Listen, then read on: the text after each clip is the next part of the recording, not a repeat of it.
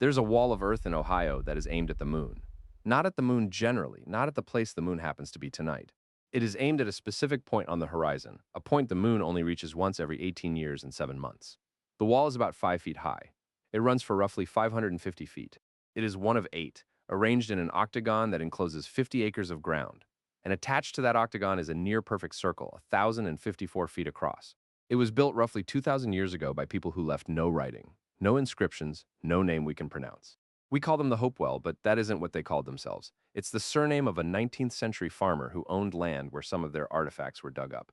Those people worked out that the moon's rising point drifts north and south along the horizon over an 18.6-year cycle. Then they marked the extremes of that drift in Earth.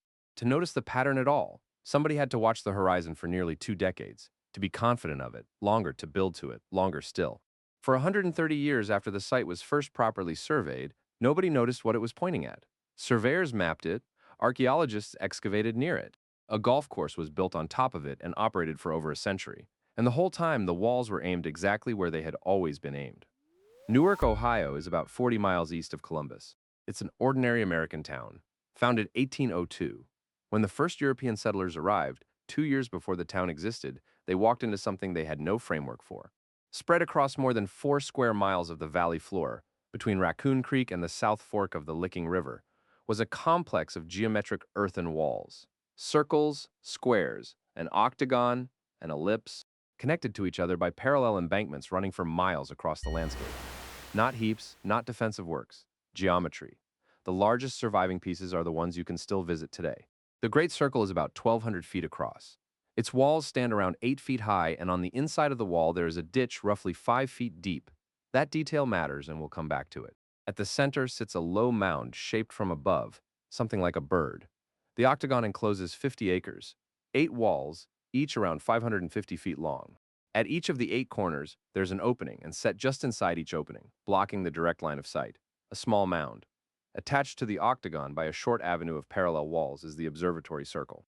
20 acres, a diameter of 1,054 feet, and that number, 1,054 feet, turns out to be a unit of measurement. The distance from the center of the observatory circle to the center of the Great Circle is 6 times that diameter. The distance from the center of the octagon to the center of a now mostly destroyed square enclosure across town is also 6 times that diameter. The builders were not eyeballing this. They had a standard length, and they laid out a complex 4 miles across using it. Radiocarbon dates from near the octagon fall roughly between 180 and 400 in the Common Era, which places construction somewhere in the same centuries as the later Roman Empire. There is no evidence anyone lived inside these enclosures, no village debris, no accumulation of daily life. Whatever the Newark earthworks were for, people came to them and then went home. Today, roughly 10% of what was originally there still exists. The rest is underneath the city of Newark. Which brings us to the reason we know what the other 90% looked like. In the 1840s, 2 men set out to survey the earthen monuments of the Mississippi and Ohio valleys before farming erased them. Ephraim Squeer, a newspaper editor, and Edwin Davis, a physician. Neither was a trained archaeologist, because in 1840-something in America, essentially nobody was. They surveyed, they measured, they drew. Their book came out in 1848, Ancient Monuments of the Mississippi Valley. It was the first volume of the Smithsonian Institution's Contributions to Knowledge series, the first thing the Smithsonian ever published.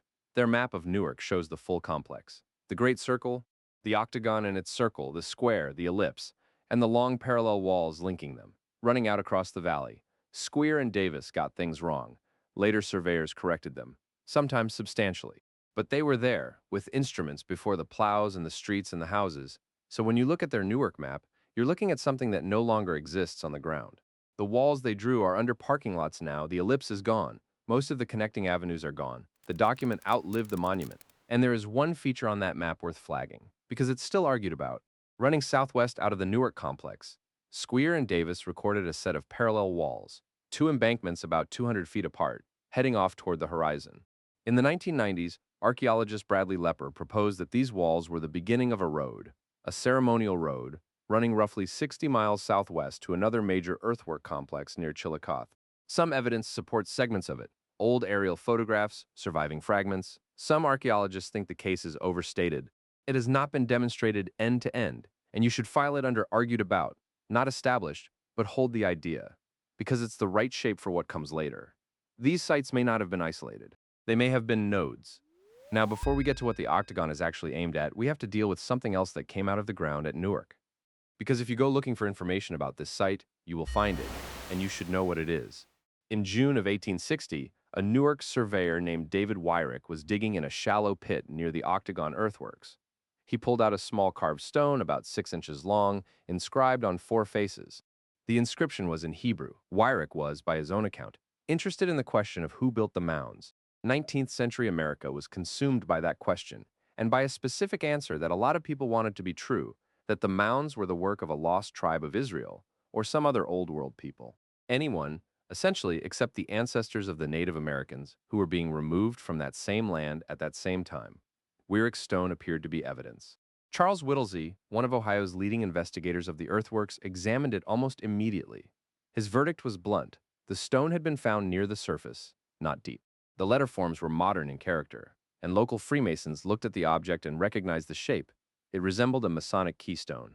That's the name it still carries today. A national magazine covered the find that September and pointed out a physical problem as well. A stone buried in that soil for centuries should have picked up mineral staining or a crust from the surrounding earth. This one hadn't. 4 months later, in November of 1860, Wyrick found a second stone in a different mound 10 miles south. This one was larger, enclosed in a fitted sandstone box, and carried a condensed version of the Ten Commandments, with a robed, bearded figure on the front labeled as Moses. It is called the Decalogue Stone, and it very conveniently answered every objection that had been raised against the first one. Deeper burial, more sophisticated inscription, better context. But it introduced a new problem. The lettering on the Decalogue stone is a later form of Hebrew script, the squared alphabet that came into use well after the period a lost tribe of Israel would have been wandering. The forger, whoever it was, used the Hebrew he knew. The consensus among archaeologists is that the Newark holy stones are a 19th century fabrication. Whether Wyrick made them himself or was set up by someone else is still debated. There's a reasonable case that he was a mark rather than a con man. Either way, they are not 2,000 years old, and they have nothing to do with the people who built the earthworks. The stones are still on display in a museum in Coshocton, Ohio, and they are still cited, over 160 years later, as proof that somebody from the old world built the mounds. They are not. And here's why it matters that we clear them off the table first. The holy stones are the exciting version. They are the version where the answer is somebody we already have a name for, and they are worthless. What's actually at Newark is stranger, better documented, and harder to explain away. And it took another 120 years to find. In 1982, two professors at Earlham College in Indiana published a paper. Ray Hively was a physicist. Robert Horn was a philosopher. Neither was an archaeologist. They had gone out to Newark partly expecting to rule out astronomical alignments. The field had a reputation at that point for people finding patterns in anything. Here's what they were testing against. The sun is easy, rises at different points along the horizon through the year, reaching a northern extreme at one solstice and a southern extreme at the other. The whole cycle takes 12 months. 1 year of watching gets you the pattern. Cultures all over the world marked it. The moon is not easy.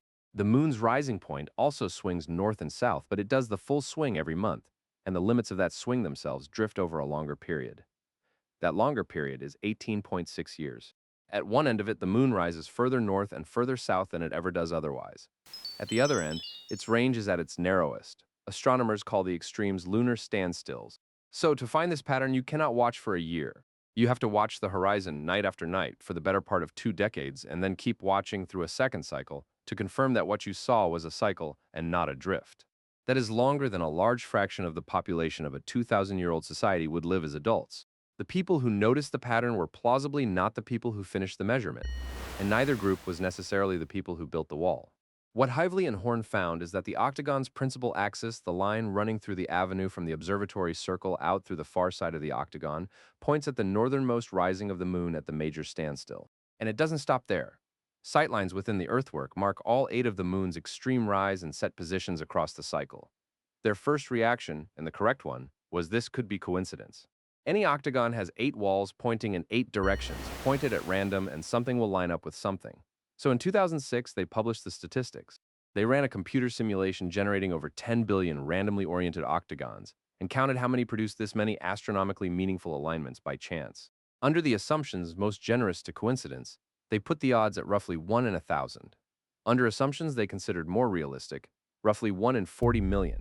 And there is a second piece of evidence that's harder to argue with than any statistic. There was one other octagonal earthwork built by these people at High Bank near Chillicothe, 60 miles away. Hively and Horn analyzed that one too. It encodes the same lunar alignments. Two octagons, 60 miles apart. Same eightfold lunar geometry. Coincidence gets much harder to sustain when the coincidence happens twice. There's a detail in this story that Ohio's own state archaeologist has told publicly, and it's worth repeating. When Hively and Horn brought their early findings to a senior Ohio archaeologist, he told them it wasn't possible, that the Hopewell couldn't have tracked a cycle that complicated, because those people were savages. Their paper ran in a specialist astronomy supplement, not an archaeology journal. It went largely unread by the field it concerned for years. The walls had been pointing at the moon for 2,000 years. The problem was never that the information was hidden. Here's where the story becomes difficult to describe without sounding like you're exaggerating. The Mound Builders Country Club was established on the Octagon earthworks in 1910. Before that, the site had been used as a National Guard encampment. The Great Circle across town had at various points hosted the county fair and a racetrack. The golf course was laid out across and around the 2,000-year-old walls. Fairways between the embankments, greens inside the Octagon. The observatory mound as a feature of the landscape. The Ohio Historical Society, now the Ohio History Connection, was deeded the property in 1933 and leased it to the club. In 1997, that lease was renewed. It ran until 2078. Public access was limited to a handful of open days a year. In 2018, the Ohio History Connection moved to take the leasehold back through eminent domain because a UNESCO World Heritage nomination required the site to be under public control. The country club fought it. A Licking County judge ruled for the History Connection in 2019. The appeals court upheld it. On December 7, 2022, the Supreme Court of Ohio upheld it as well, 6-1. On September 19, 2023, the Hopewell Ceremonial Earthworks, 8 sites, including the Octagon and the Great Circle, were inscribed on the UNESCO World Heritage List, Ohio's first, the 25th in the United States. The remaining fight was over money, what the club's lease was worth. Their appraisers said around $22 million. The History Connection said around $2 million. A settlement was announced on August 1, 2024 for an undisclosed sum. The club used the proceeds to buy another course nearby. The Octagon Earthworks opened to the public on January 1, 2025, 115 years of golf. It ended within living memory of this video. So what do we actually have? We have a monument built to encode a cycle that takes 18 years and 7 months to complete. We have a second monument 60 miles away, encoding the same thing. We have a standard unit of measurement applied across 4 square miles. We have a survey from 1848 preserving a complex that is now 90% destroyed, and we have almost nothing else. We don't know what these people called themselves. Hopewell is a farmer's surname. We don't know what language they spoke. We don't know how they were organized, whether anyone ruled anyone, or how the labor was assembled. We don't know why the moon. The sun is the obvious thing to build to it, runs the planting year. The moon's 18.6-year cycle governs nothing agricultural. Tracking it is not practical. It is expensive, in attention and in generations, and it buys you nothing you can eat. Which means somebody decided it was worth the cost, and we don't know how the observation was carried out and passed on.